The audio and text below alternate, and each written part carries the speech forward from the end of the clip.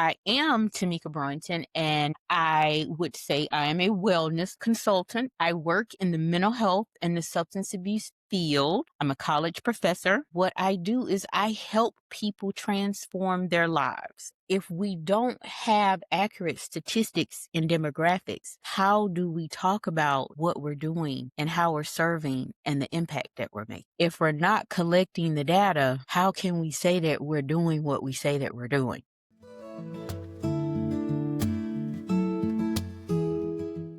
Welcome, everyone, to the One Moment Podcast. I am your boy and your co-host, KO, K-Dog, or Kevo, whichever one you want to call me. Doesn't matter to me.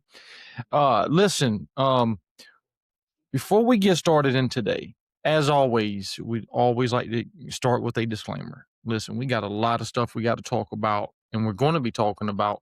And Happy New Year to everybody, right? This is 2026. So if we mention anything that is going to be triggering, please reach out and seek help to a therapist, to your local emergency department, to a local crisis center. So with the disclaimer out of the way, we have an amazing young lady who's going to help us start this year off with a major banger. And I'm looking forward to seeing where this conversation goes. I've been knowing her for what now, about 3 years, something like Mhm. that. In our 3rd year. Yep, third year. I love it. And we both work in the same field. We both do have had similar experiences since being in the field, and I have nothing but the utmost respect for her.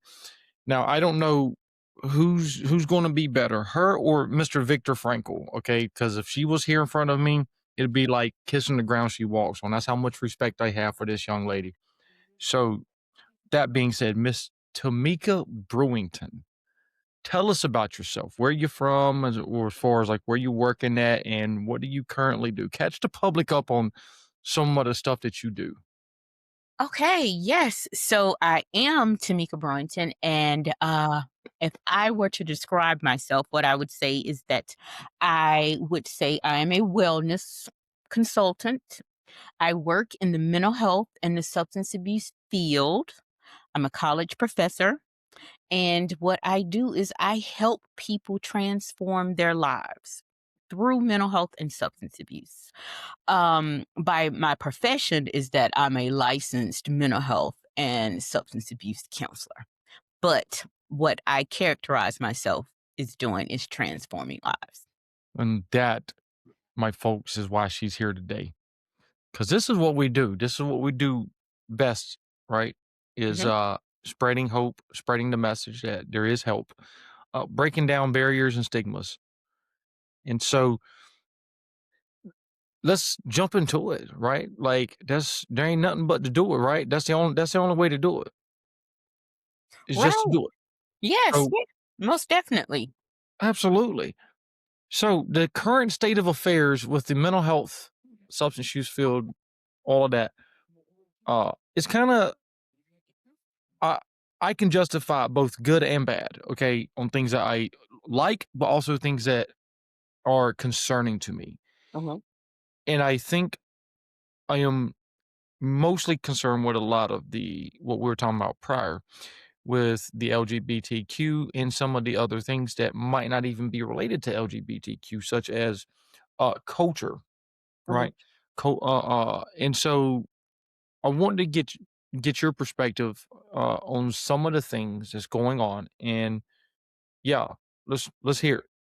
Okay. I think that for me, what I have been seeing and hearing is a lot of change where the needle is being moved from where it has been a lot of over, I would say over the past 10 to 15 years, where the needle has been moved more so in the middle, where more people have been more open, more liberal, more appeasing to the masses. And now that there has been a different political climate, people are going more so to the right. And it is more For lack of a better word, more people are being intolerant, and it is okay to not be tolerant. And we are seeing that the current regime is saying it is okay to not be accepting, and it is more noticeable that people are not being accepting. And when that happens, we're starting to see people a lot more angry, a lot more violent, a lot more aggressive.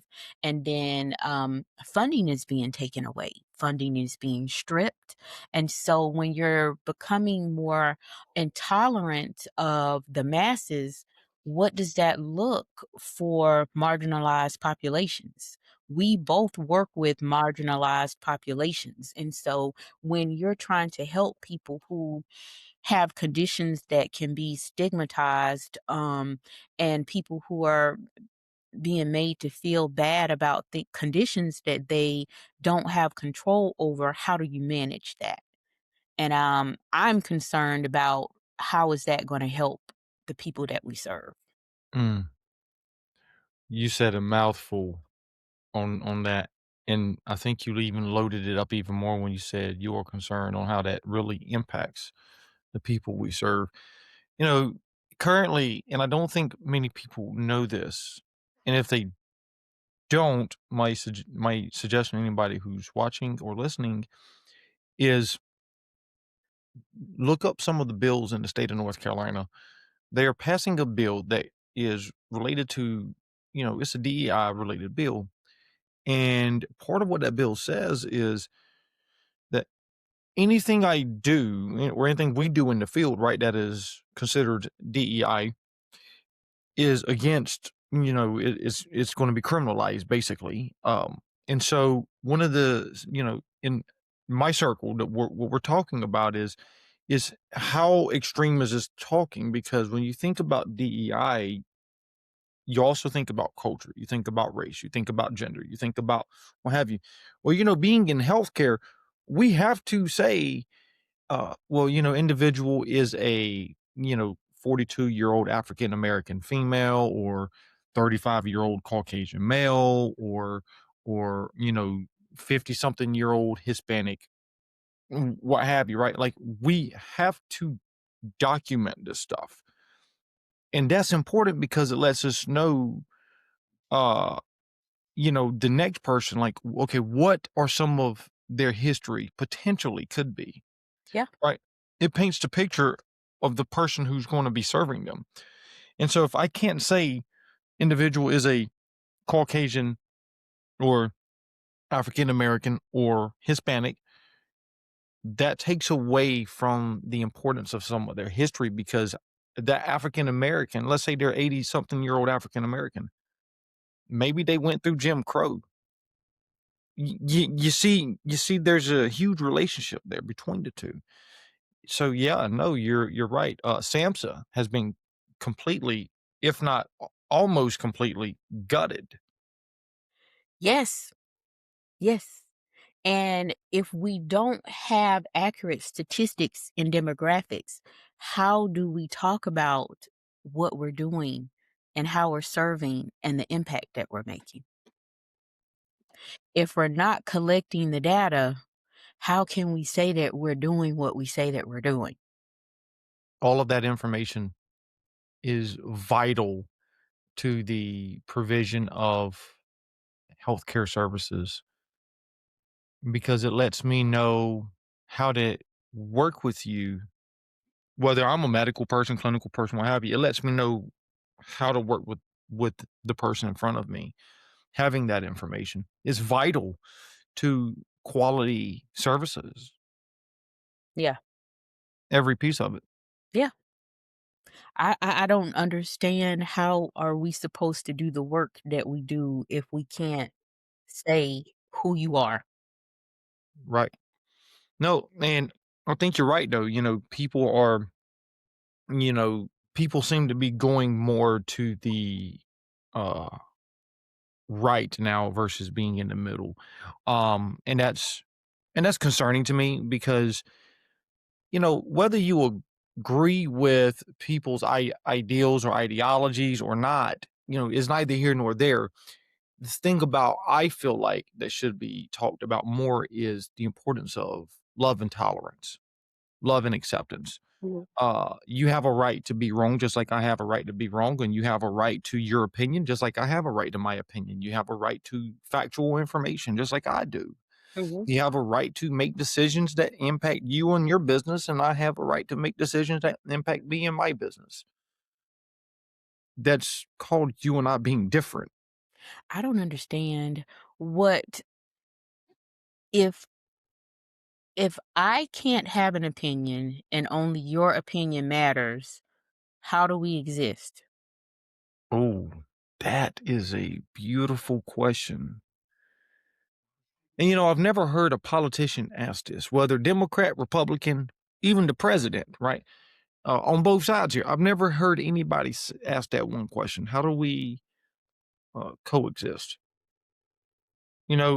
It reminds me. I saw a video earlier when I was doom scrolling on Instagram. I'm telling on myself, right?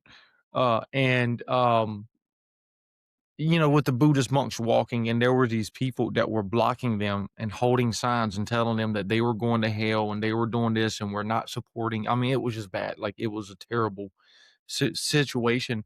But it's like, are we trying to go like here, or are we trying to go, be more of a community with one another, right?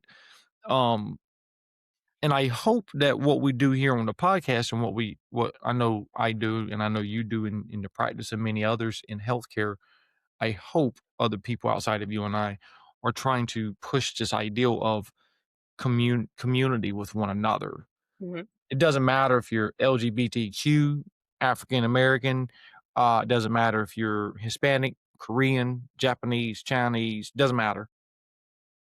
You're still a human being at the basic, core of it all. It doesn't matter. And I don't know when did that change. Is very odd. When did it change that only one opinion can be it? It's a great question. We did an episode on gun violence Mm, because we had saw well, it was primarily toward gun violence, but it was also violence and other, it was violence in general.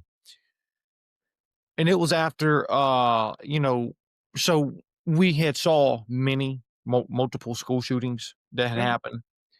And then the situation and this is what prompted us to do a impromptu, let's get it done type deal instead of trying to work out all the plans and stuff.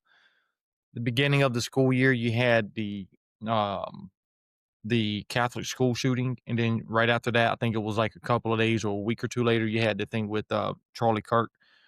And politics aside here, I'm not going to get into his politics either or. But on that episode, we were talking about, and the people who were on there were much older than I. They were, the young one of them was in their 70s. The other dude, Ruben, he was in his 60s. Trevor was in his mid to late 50s. mm. So they have seen the history of politics uh, unfold, right?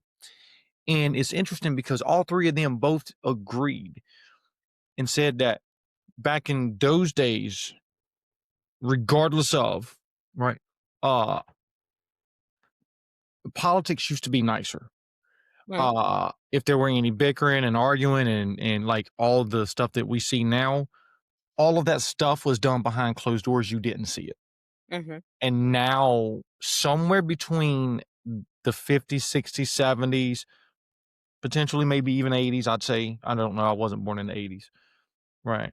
But somewhere in that ballpark between then and 2025 has gotten to the point now where people that are supposed to be our role models, they're just out in the open like it doesn't matter. Like, oh, their behavior doesn't mean anything, doesn't do anything. It's not a, negative rep. And so somewhere in that ballpark in the last, whatever, I think it is 50 years, somewhere in the last 50 years, we've lost that touch where we're on a complete different aspect in society. Yeah, yeah. One of the things that I there is this, documentary on Netflix. The name of it escapes me.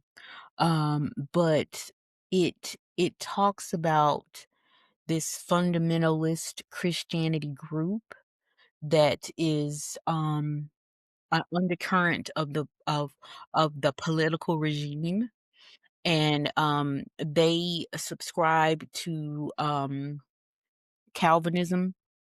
And one of the ideologies of Calvinism is that if you are a chosen person, it doesn't matter what you do because you're chosen. So even if you do something wrong, you're still chosen. So if you're a criminal, you're still chosen. If you commit a crime, you're still chosen. It doesn't matter. Still chosen. Um and and and I feel like that is what I am seeing being played out in the political climate. It doesn't matter. Person is chosen, then we're riding with that person no matter what because they were chosen for that in such a time as this. So we're riding with that person. Doesn't matter. They're chosen. Um and I don't understand that philosophy because if you're to me, if you're chosen with reference to what I subscribe to, a person who is chosen chooses to do or the best that they can at all times, not necessarily whatever it is that they want to do because they can do it because they're chosen. Right. No, no, 100%. And that's unfortunate because I see, and let's take it even a step further. And I'm gonna ask this, okay? Because this is the big monkey in the room or the big gorilla in the room. What the hell's happened with the Epstein files? I mean, our basic duty as adults is supposed to protect the children and those who are innocent. So that's going to be my question. And I'm emphasizing that question here, right? Because I'm building on what you were just talking about. And I want to kind of, you know, hit heads where I need to hit heads at, right? You know, what I have also seen in my time of following politics and following healthcare changes and things like that is if you are in this type of position versus this position, these people right here are going to get the worst of the worst of the worst. These people up here, nothing ever happens, regardless of. Um, I can get hit with, $40 million lawsuit fraud for or whatever from Medicaid. I'm gonna go to prison, but let somebody else in a much higher position than just pay it back. Mhm. You see the difference there? Like Mhm. there's a two-tier system Yeah. uh for people, and it's sad because when we look at um when we look at the goal in life, I think, and the goal in social relationships is uh equality, right? Uh you know we should be at the forefront of everything that we do. We should be thinking about how our or what we can do for the next person who is struggling or who is in need, right? That's Mhm. what we should be thinking about. I don't think we have. I think deep down inside, I think in the Western part of in the Western society, I think we've gotten away from that. If you look in places like Mexico, if you look in places like India, even in the Middle East, right? That are more collectivistic. You see a sense of shared identity. You see a sense of community, a sense of family. You see all of those things. But when we look at and compare that to Western societies, though, we've Mhm. gotten away from that. And I think that's a huge problem. Mhm. I also think though, but one of the things is with our society, I think people have a different perception of the way things should be. And Mhm. so when people are living their lives and they're living their lives in a silo and they think that, well, this is the way it should be. And these people should do my bidding, or they are lesser, or should be subservient, or I believe this is how society should view things because we're superior or we have more. So there's the haves and the have nots, more so like a caste system. Let's just say caste system for the sake of this conversation. Right. So when you have people who are subscribing to that type of ideal, and so they're continually focused on trying to get back to a specific way that they feel life should be, then therein lies the problem, because you have some people who are trying to get to equality, and other people are saying no, there's no such thing as equality because you don't deserve to be equal. And so I am trying to get back to where I don't want equality. I want a group of people to be less than. And if you're less than, then you are doing what I need you to do for me.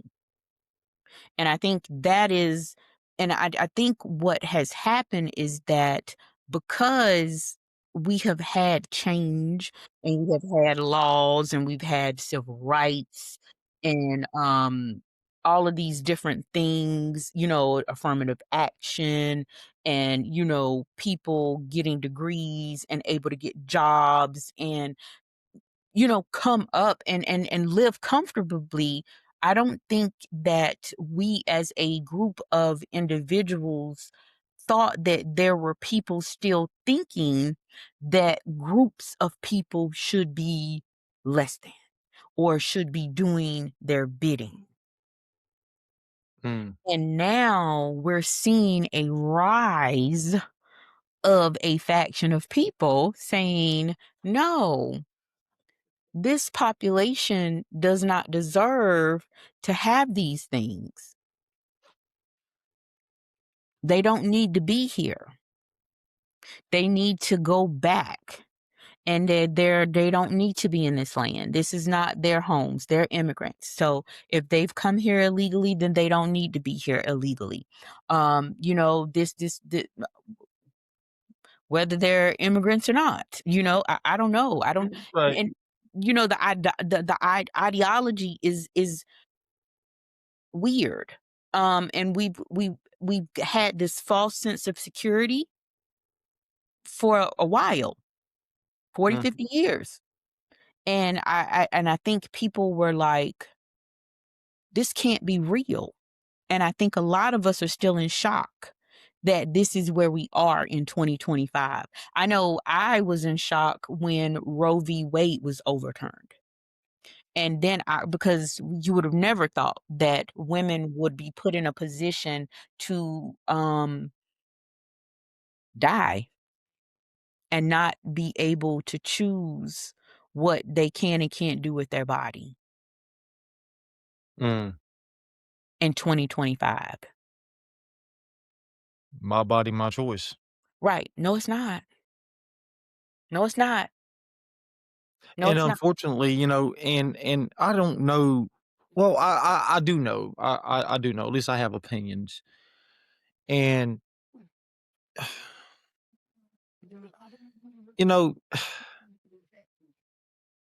the the unfortunate thing is people like you and I.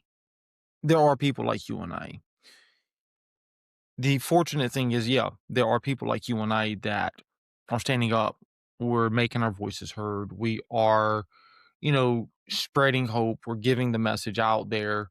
Um, Even though we are hitting brick wall after brick wall after brick wall after brick wall. When that bill came up, being a part of, and I'm not going to name the organization in North Carolina, but being a part of that organization, I am part of I'm part of the policies and procedures committee. And so when that bill was proposed to us, we all were in shock. Like, hold on, how is this even possible? And I get, like there's certain, I get that some people do not like DEI or some people do like DEI. That's neither here nor there. Reality is people, when we have laws that are in place, right, and policies that are in place, that creates the atmosphere for everyone to be included, right? It doesn't matter because you go you we are working in a system, and I say, do do I think we've made progress over the last 50, 60 years? I think so, right? Mhm, I think so. And do I think that much more progress has to be made and needs to be made? Absolutely, 100%. I'm not going to disagree with that by any means. Yeah, I mean, it's not a perfect system, and so to go from a place where if you're Arabic, right, in our workforce, you should feel accepted. You should not feel like you are alone, right? Even it doesn't matter who it is, Arabic, Hispanic, doesn't matter, right? Somalian, whatever. We all have a right to equity. We all have a right to healthcare. We all have a right to education. We all have a right to family. We all have a right to food, nutrition, all of those things. And when you start taking some of those basic uh rights away, right? Basic rights to healthcare. Oh, that's a huge one that really burned me. That's a huge one that seriously burned me. When you take these things away, you're really stepping on people's rights. You're saying, as you said, you are not good enough. You are not of a human species, basically, is what the message is saying. And so you're creating the atmosphere for harm to be done to other people or to groups of people. And, there was something that I was reading probably about 3, 4, I don't know, it's been probably 6 months ago now, but it said something about that those who are not here legally and they don't have a visa or anything like that. So we're not talking about those, right? But those that are came here seeking, right? Those that are considered illegal, uh, they are not trying to. They are trying to make it where they can't get health care, right? In mhm. an emergency department or a hospital. And that's sad because if I were to go to any country, regardless of, right, unless there's a fundamental hatred for me and the US of A, if there's a fundamental so imagine not that place, but in Canada, Mhm. South America, UK, Spain, whatever, Russia, Australia, if I need emergency medical services, somebody is going to provide it. That's why, because there is, if you look at the Universal Declaration of Human Rights, 100 and I think it was 130 something odd countries has signed off on it. Part of that UN right or part of that human declaration or those universal human rights, it talks about these things. Yes. Um, for me, I definitely hear what you're saying. But for me, it's kind of like the trickle down of impact of the things that are happening. Mm, Because it's like, okay, you are taking away benefits. mhm, So now small business owners can't get health insurance that's affordable. Okay. So now I can't get insurance. And I'm talking as a small business owner who is a mental have a private practice, right? And so I have individuals telling me if I add mental health to my marketplace health plan, it's going to be $1,000 more a month. So I'm no longer going to be able to do therapy with you. Okay. So now this person can't manage their mental health. Okay. So now I'm not gonna have health insurance. So now if I get sick and I go to the hospital, I'm gonna have a bill. I'm not gonna be able to afford that bill. And now that bill is gonna be on my credit report because you have done away with medical bills being on your credit report. So now the bill is on my credit report. So now I'm gonna have bad credit. So now I'm not gonna be able to qualify to get a loan or a car or any of that. Um, you have taken away the ability for people to make smaller payments on their student loans. So now the student loans are back on the credit report or they're in default. And now you're garnishing our wages, getting ready to garnish wages for student loans. So now I'm not going to be able to afford rent or food. And a bag of potato chips is $6. Uh-huh. So I can't afford food. Um, can't get food stamp benefits. So now we're in a vice grip. So my mental health is in jeopardy and I can't get help. So what are we supposed to do? Uh, get blood from a turnip. I had to say that. I'm sorry. I had to.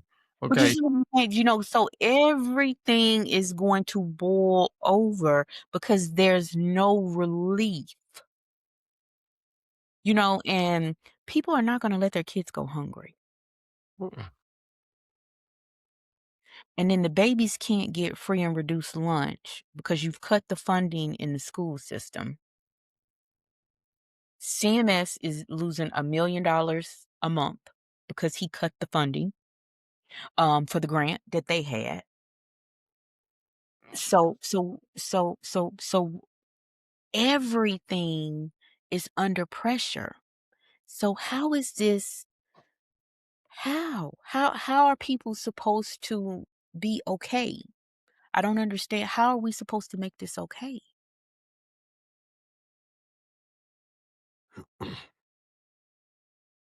I am here to help, but I can't help if there is nothing there Mm.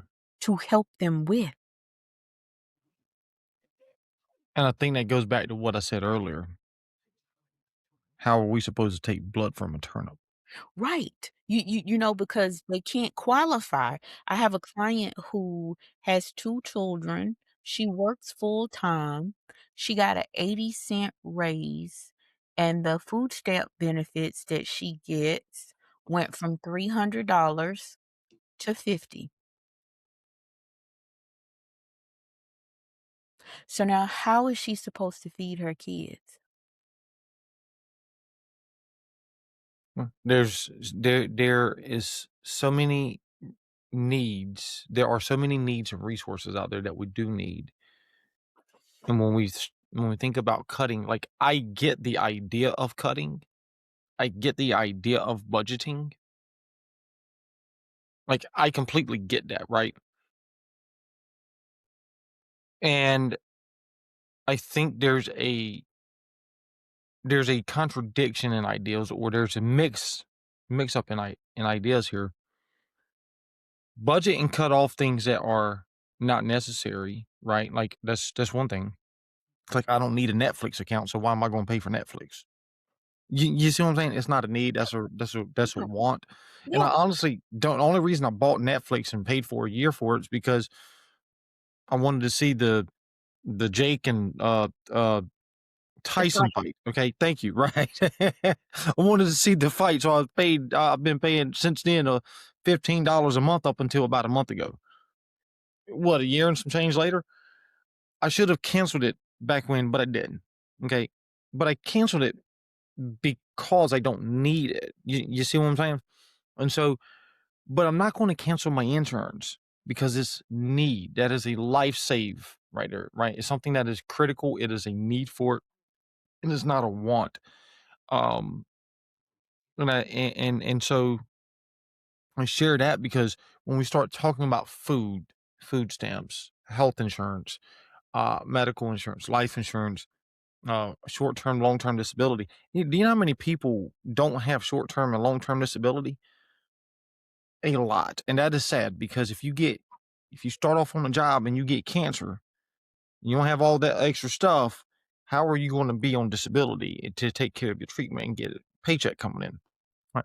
And I had a buddy of mine that he had just started a new job.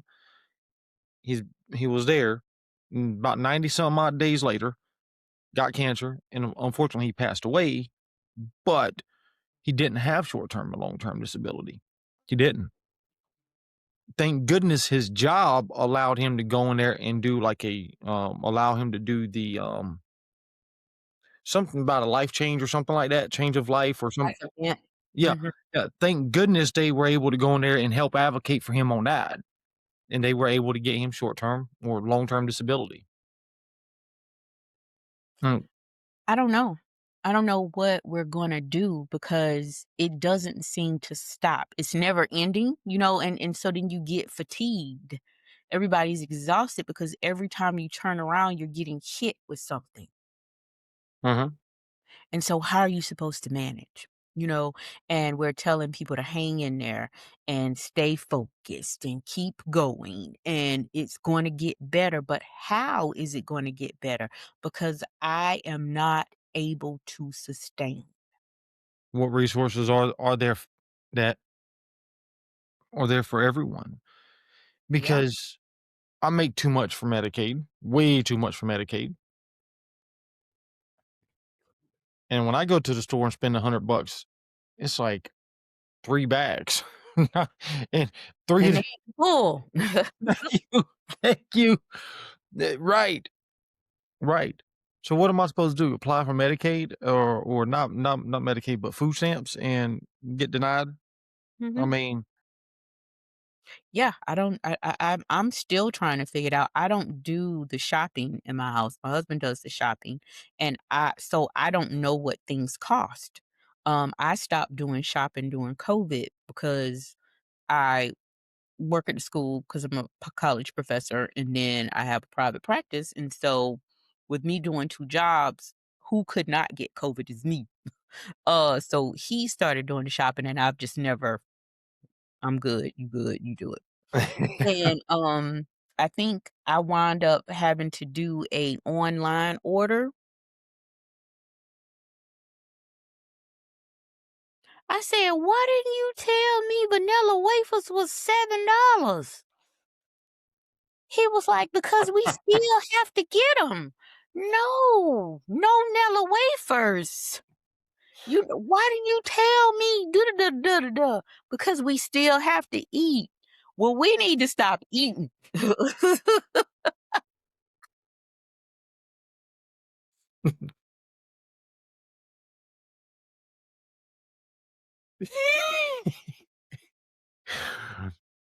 No. Right, No, look, like, I didn't know that a bag of potato chips was $6. Okay, so no, we no snacks. No snacks in the house. You know? No snacks in the house. And I work 2 jobs. No snacks. right. I'm telling you, look, I am telling you, I am right there with you. All we need is air. I know, I'm telling you. I'm telling you, look, I, had gone somewhere. I was getting some coffee one time, some coffee creamer, okay? Now, mind you, tell me, right, you got to I can show you my little small bottle of coffee creamer, right? I got a bottle like this, and then you get a same size bottle or similar size bottle of so, like, one of them is some pretty widespread name brand. The other bottle that I used to get at Starbucks, right? Amazing coffee creamer, and then, organic too. So I'm looking at some Starbucks and organic I used to buy. That was like 8, 9, 10 $10 a container versus this other stuff is like $3 a container. And I'm like, but it's got trash in it. I want the good stuff. And if you even, I mean, it's sad, right? Because the stuff that we want, right, you have the government and these people in positions that are telling us to eat healthy and eat this and eat that and eat this. Well, I would love to be able to do that if the stuff wasn't so expensive. You don't want me drinking caffeine and being jacked on caffeine all day. How come you got a thing of caffeinated coffee at $7, decaf 15? Yeah, it costs too much to eat well. Real Right. I health. don't wanna be drinking caffeinated coffee and be jacked, on coffee all day. I want some decaf. Yeah, yeah, yeah, it's next level. I said, "No, no, no chips, no chips, no, no, no, no chips, no Right. chips." S and so when we think about programs and funding and everything being gutted, okay, what is a what my question to you is, what needs to be done besides getting on a podcast, talking about these things? What else needs to be done? What is a solution to ensuring funding, to ensuring, if cuts are made, they're not critical, life-saving cuts? I think that there needs to be some grassroots organization. I think we need to come together. Um, I think that communities need to pool their resources, and we need to go old school. That free people, free food. I think that we need to remember that there is power in uniting and there is power in community.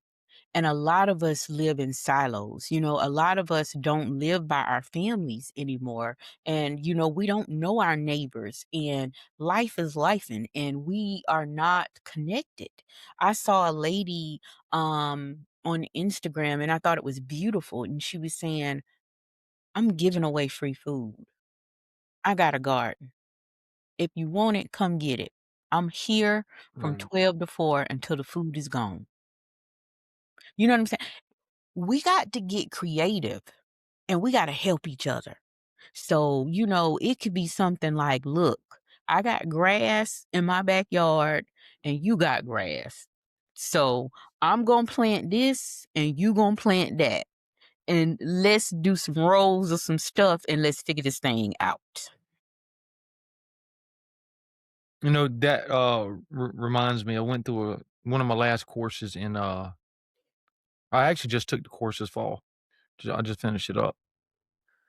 So, I remember it was, Catholic social teaching and business because 'cause I'm doing a dual MBA and MA in philosophy program, and so far it's a phenomenal program, and one of the things it said it actually taught was, the difference between social support like us helping one another and government support, and it said that the government needs to be there, and it said that their scope should be limited, and it talked about how we need to be there for one another and how our need to be there for one another should be also limited in scope.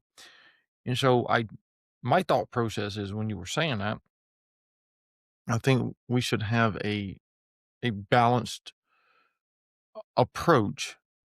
The government, we need the government there. We need the government to step in, provide funding, provide grants, provide the resources.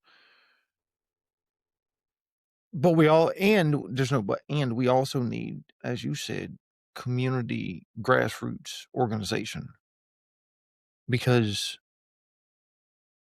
that's what we're here for. We're here to do things for one another. Again, this is what I think.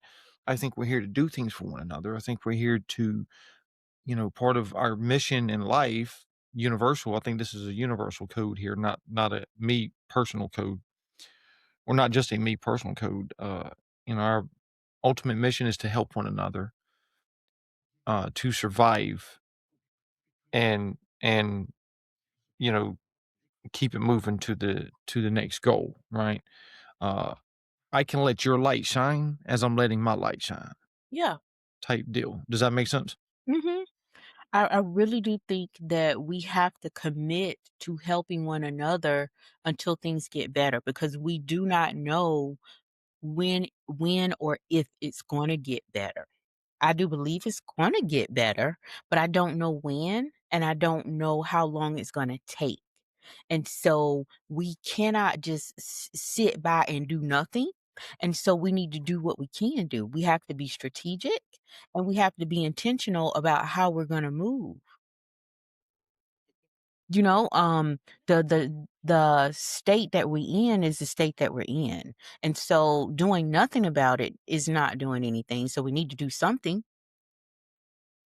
Somebody's going to rise up as a leader and be proactive and then begin the change, but the damage that has been done is going to take a long time to repair, and being I'm not naive that, oh, somebody else is gonna come in and it's gonna take a year to fix. No, this is long-standing things that are going to have to slowly be rolled back and that changes is not instantaneous. It takes a while for things to change. And so we are gonna have to take responsibility and accountability to help each other as a community. That's the only thing you can do. That's how I see it. I've been trying to tell my friends and things, and they're just like, "Oh, you're going down a rabbit hole. You're just whatever, it's fine." Because if you're making six figures, if you're, middle income, yeah, you may not be doing all the things you want to do, but you can feed yourself, you can feed your kid, it's not as fun as it used to be, but you're okay. You need to know that just because you're okay, that's not okay. Everybody is not okay, and we're responsible for the people around us. Yep. No, I Eh definitely agree 100%. Now I don't know if you're going down a rabbit hole or not because I've been told, you know, sometimes throughout the years when I get into politics and, extraterrestrial stuff, I'm a conspiracy theorist. I had one of my one of my colleagues thought I, I went off on a tangent one day. I'm like, really? You ain't never seen Ghost Adventures and all of this, that, and the third? And they were like, Kev, we think might need a psych eval. So I agree with what you're saying though, 100%.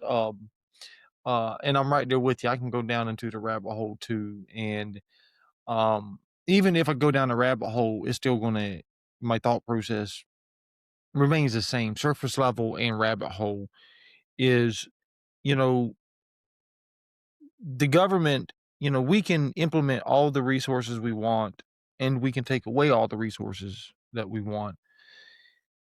But the one thing they cannot take away from us, the government can. And this is regardless of whoever's in office, regardless of whatever country we stay in. Um, they know nobody can take away our relationship with one another, Right.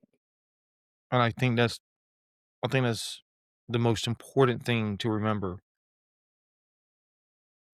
Yeah, it is, and I love a good conspiracy, you know?